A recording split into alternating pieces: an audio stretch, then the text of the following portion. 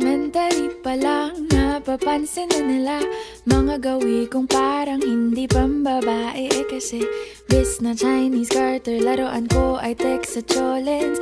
Tapos kajamin ko lagi noon mga sigang lalaki sa amin. Nung ako'y mag-high school ay napabarkada sa mga bay. Curious na babae na ang hanap din ay babae.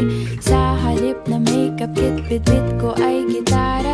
Tapos pormahan ko lagi ay long sleeves na t-shirt at faded na lonta.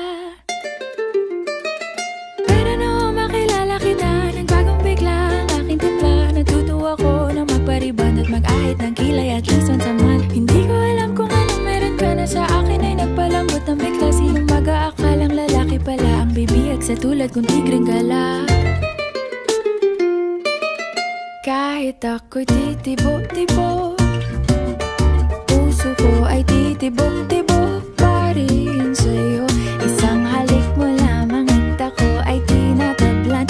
At ang aking pagkababae ay nabubuhayan na para bang bulaklak na namumukadkad. Dahil alaka mo sa dilig at katamtamang sikat ng araw-araw mong pag-ibig sa aking buhay nagpapasarap.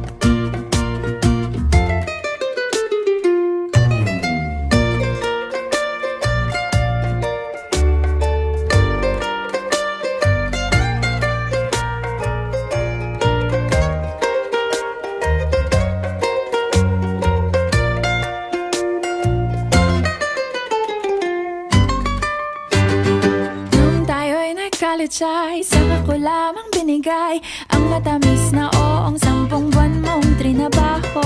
Sa halip na tsokolate at tipikal na mga diskarte, nabihag mo ko sa mga tula at sa mga katamong pabebe.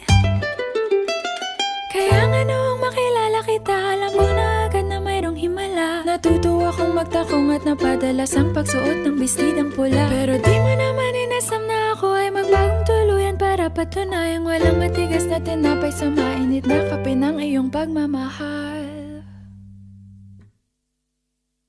Kahit ako'y titibo-tibo, puso ko ay titibok-tibok pa rin sa'yo. Isang halik